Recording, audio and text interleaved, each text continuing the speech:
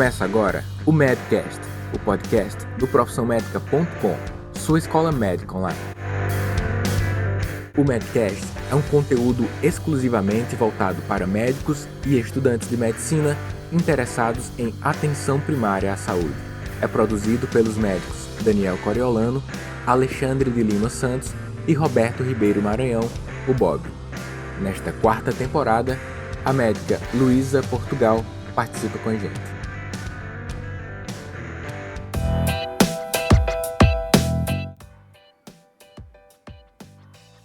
Olá, pessoal do Medcast. Meu nome é Luísa Portugal, sou médica de família, sou goiana. Vim trazer um pouquinho do meu sotaque, que é um pouco diferente, né, do que vocês têm costume de ouvir por aqui. Um balanço de gênero que esse Medcast estava precisando urgente. E é isso, e pamonha e piqui para todos. Apesar de eu ser uma goiana que não gosta de piqui de forma alguma, tá? Se vocês vierem visitar a Goiânia, sem dúvidas eu vou levar vocês para comerem piqui. É uma frutinha ou você ama ou você odeia. E aí eu queria inicialmente agradecer muito ao Bob, ao Alexandre, ao Daniel, por me deixarem participar desse podcast, porque eles já perceberam que eu sou extremamente viciada em podcasts. Eu sou uma pessoa louca, eu ouço pelo menos 5 a 6 tipos diferentes de podcast. Eu assino, né, de 5 a 6 tipos diferentes e ouço. Então, toda semana eu vou e volto dirigindo o meu trabalho, sempre ouvindo. E aí, meu contato com o Medcast ocorreu no ONCA, que foi o Congresso de Medicina de Família que teve, né, no Rio de Janeiro, em novembro.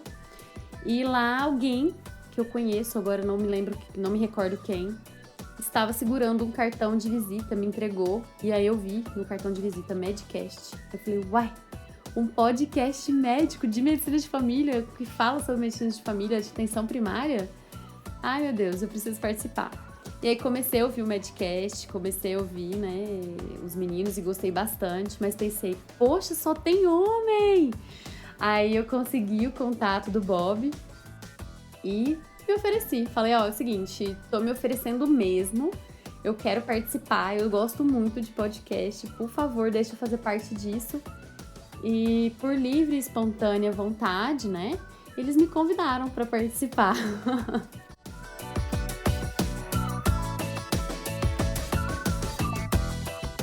E aí eu queria fazer um breve histórico de quem sou eu nessa vida, né, da onde eu surgi, enfim.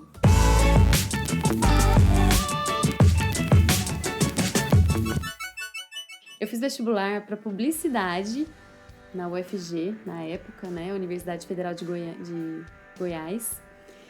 E porque eu me interessava muito em comunicação, eu sempre gostei muito disso e tudo mais, mas na época eu zerei física.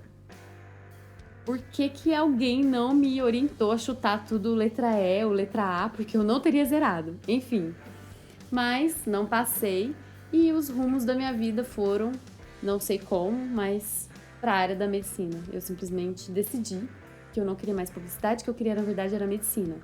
Nada a ver, né? A pessoa que é muito instável, fogo de palha, como a gente chama por aqui. E aí eu entrei, me formei na Universidade Católica de Brasília, voltei para minha cidade, em Goiânia, né? Eu estava em Brasília, voltei para Goiânia, passei um ano trabalhando já com medicina de família em Goiânia, mas naquela época, assim, sem saber qual residência eu queria, vamos esperar chegar, eu ainda queria eu queria muito cirurgia na época, eu gostava muito de procedimentos, mas eu não sabia que a medicina de família também me daria isso. E eu tinha feito um concurso há um ano antes, né, em Brasília para medicina de família e comunidade. Já tinha esquecido desse concurso, mas me chamaram. E eu, ainda nessa dúvida toda, aceitei, assumi. E aí veio a paixão, assim. Ela me tomou conta do meu ser. E aí eu me descobri realmente médica de família. Né? Naturalmente eu falei, é isso que me faz feliz. E eu não fiz residência, mas também não recomendo fazer como eu. Por favor, façam residência. Por quê? Porque me faltou muito do aprendizado que a residência dá pra gente. Né? Agora eu sinto que eu preciso estudar muito mais, ir atrás muito mais de me atualizar, de fazer algumas coisas que eu não tinha feito antes por não ter feito a residência. Então, por favor, façam a residência, é importante. Eu não voltei atrás e fiz residência porque minha vida mudou muito, já tenho outros planos, já tô numa fase diferente, né? Preciso da questão financeira, uma coisa que não dá para eu abrir mão hoje em dia e voltar a fazer residência. Enfim, todas essas coisas da vida que levam a gente a, infelizmente, não conseguir voltar atrás. Mas também não me arrependo, tá?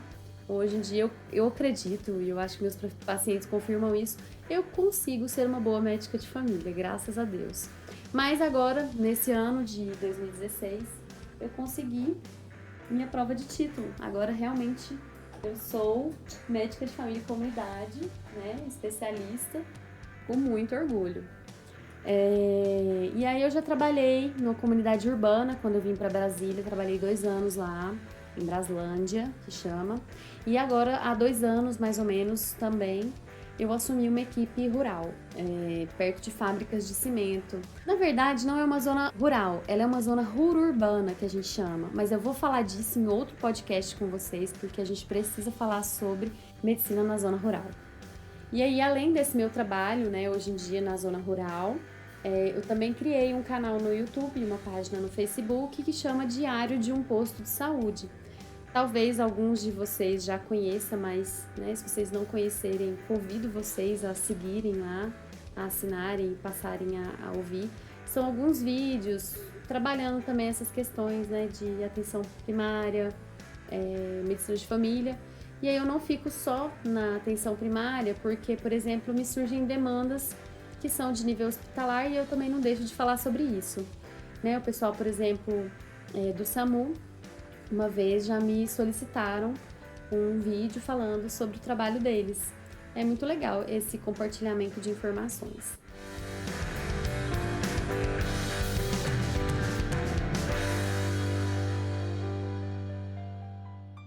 Hoje eu vim conversar com vocês um pouquinho sobre os ciclos de vida.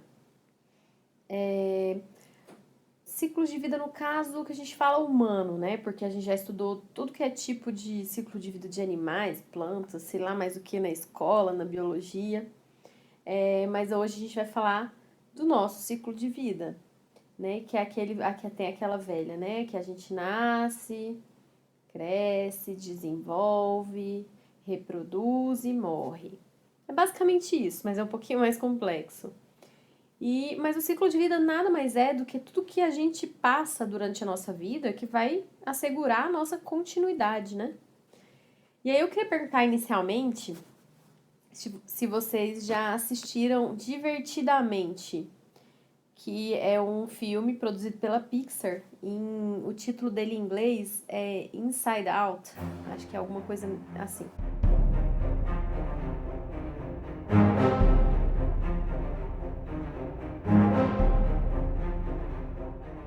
E esse filme mostra uma dessas fases do nosso ciclo vital, que é a transição de uma criança para a adolescência.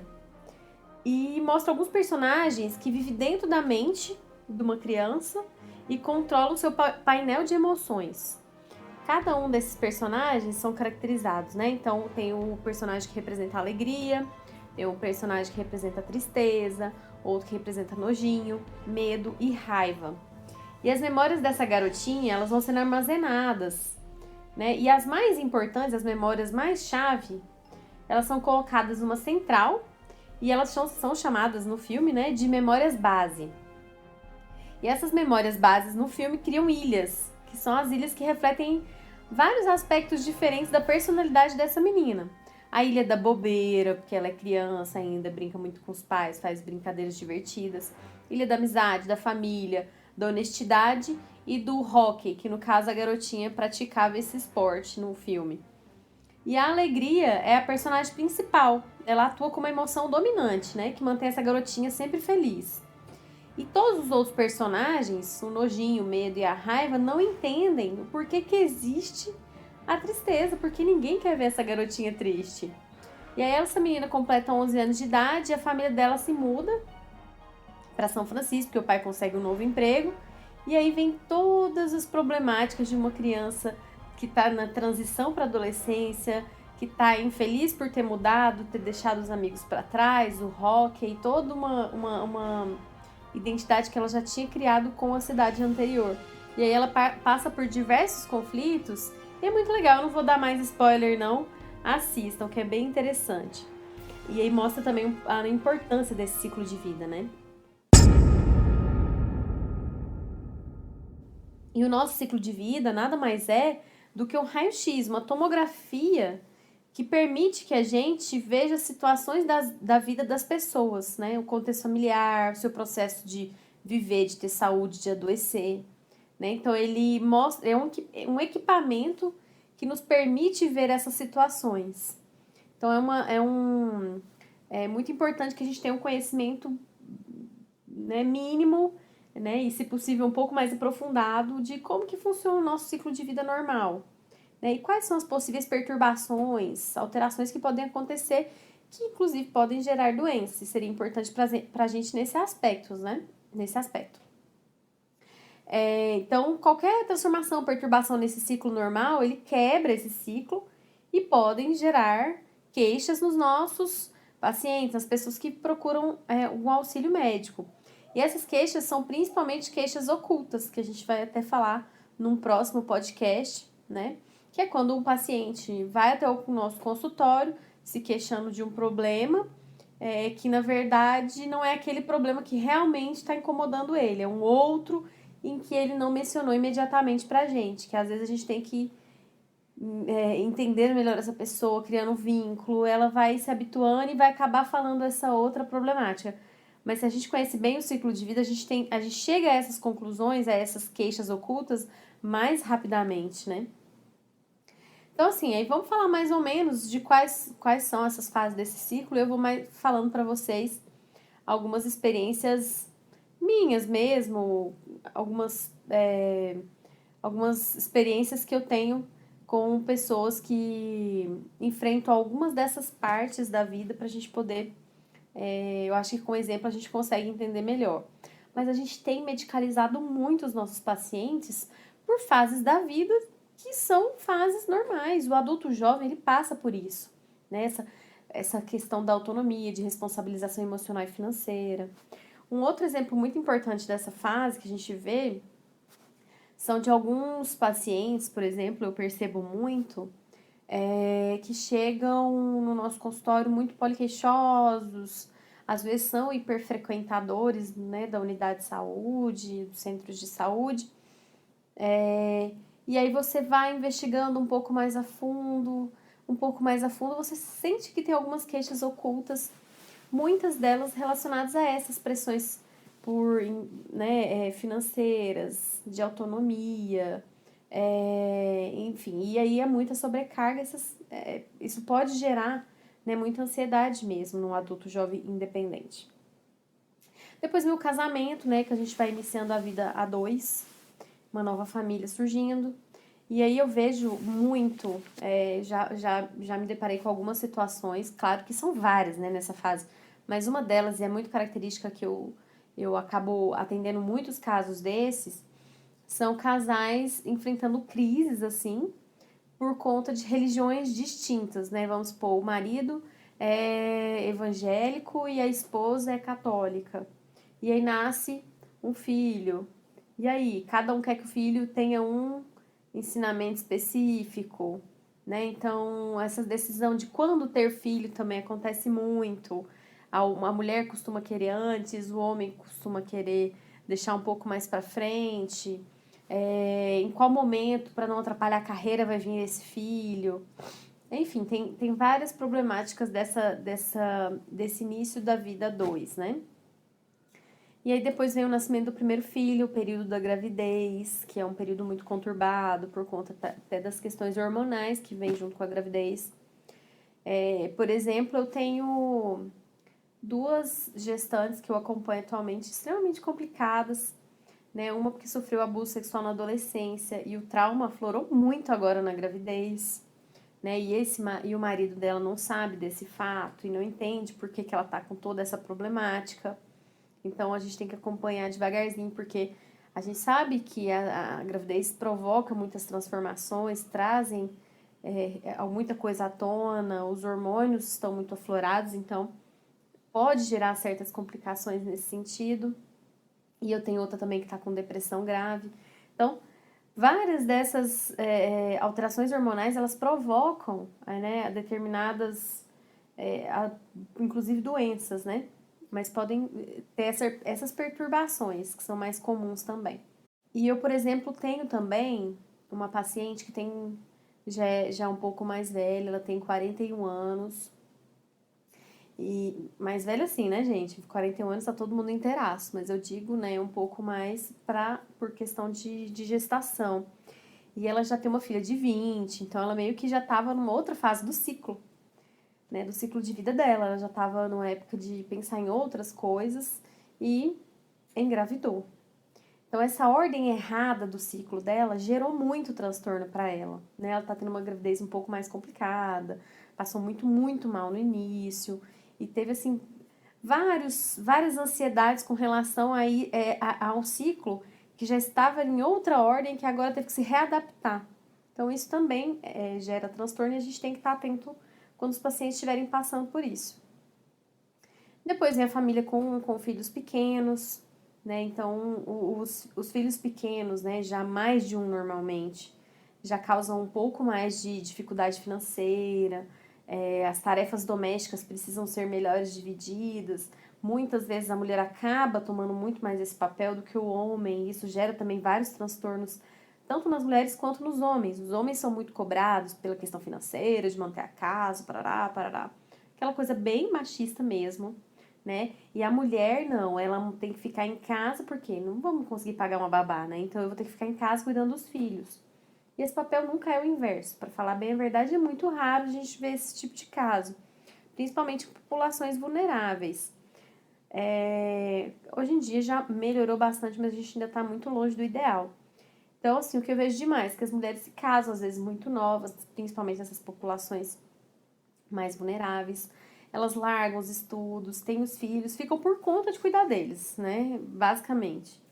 E elas se sentem anuladas, ficam ansiosas, poliqueixosas. Elas vão à unidade às vezes, e ir à unidade se torna um passeio. Pelo menos ela sai de casa, ela vê gente, ela conversa.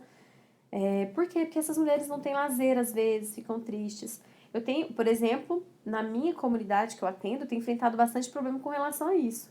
Né? Lá não tem lazer, não existe. Sempre que eu pergunto sobre lazer, mencionam que não existe, ou lazer assistir TV, nada mais do que isso. Então a gente tem que também ficar bem atento a esses momentos. Depois vem a família com os adolescentes, e eu acho que o que a gente mais vê na adolescência são pessoas que reclamam, né, dos filhos adolescentes, porque usam drogas, porque bebem, né, fazem alguma coisa para chamar atenção. Por quê? Porque é uma fase de encontrar a própria identidade, de liberdade, e de individualidade, né? Então, assim, essa criar independência, essa fragilidade, ela gera muitos conflitos, né? E os pais precisam estar preparados para essa autonomia dos filhos, que eles estão criando essa autonomia.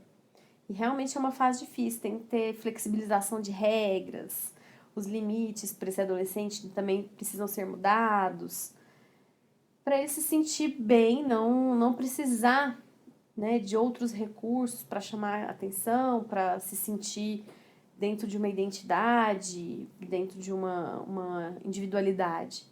Né? Ele pode se expressar de outras formas, e aí essa fase é uma fase bem complexa, que a gente precisa ter bastante cuidado, né, para a gente não correr riscos dos nossos pacientes acabarem indo para drogas, bebida alcoólica e etc. Depois vem lançando os filhos, né, a síndrome do ninho vazio. Vejo demais no consultório, eu acredito que vocês também.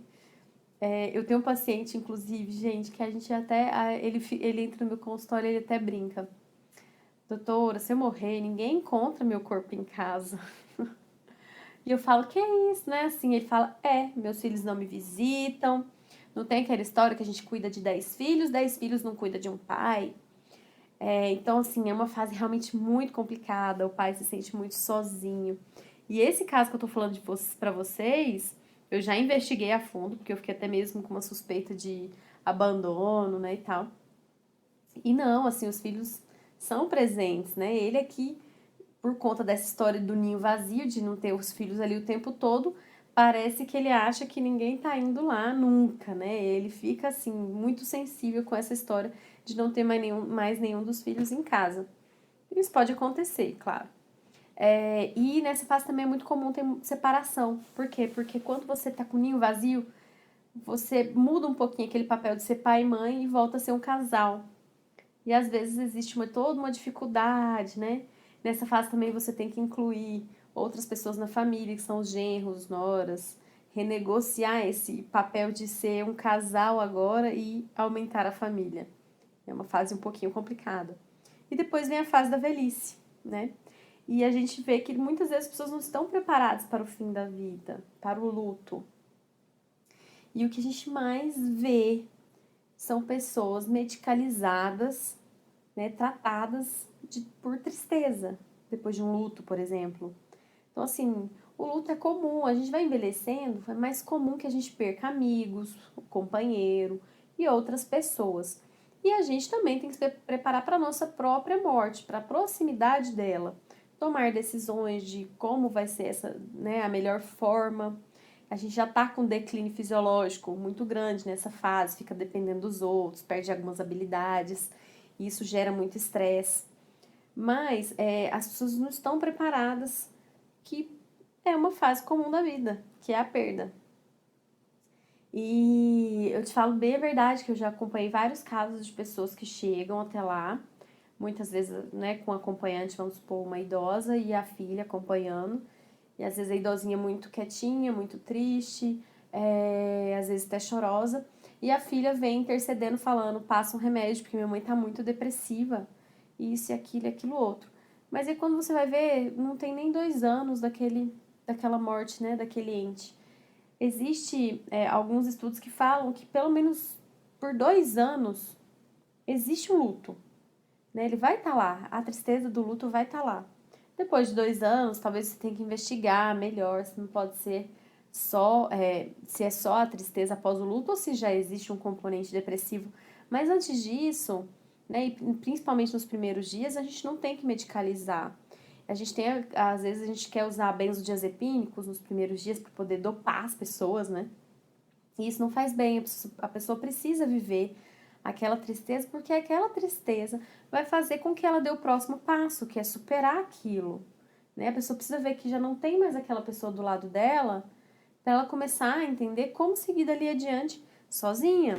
Então tem algumas fases que são importantes e que a gente está usando remédio para tratar uma coisa que não é necessário. Então, a gente trata crise no casamento, a gente trata ansiedade, trata insônia demais, a gente trata muito insônia e a gente trata luto. Então, a gente tem que tentar entender melhor esses ciclos da nossa vida para a gente parar de medicalizar ele. O que foge do ciclo e o que eventualmente pode gerar doença, aí sim, às vezes a gente tem que entrar com medicação. Claro, né? Também não vamos ser aqui exagerados a esse ponto. Mas se está dentro do ciclo normal, a pessoa precisa passar por aquela fase, vamos dar todo o apoio, vamos explicar que aquela fase ela é importante.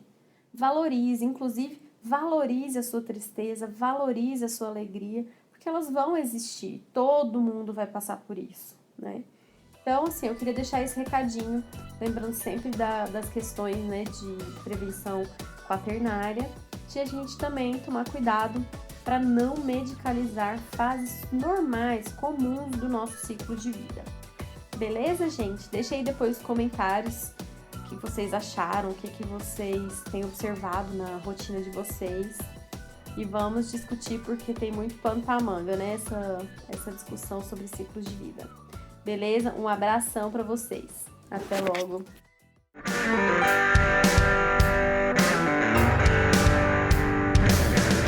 Você ouviu mais um episódio do Medcast, um oferecimento profissionmedica.com. Entre no nosso site e tenha acesso a todo o conteúdo relacionado à sua educação médica continuada.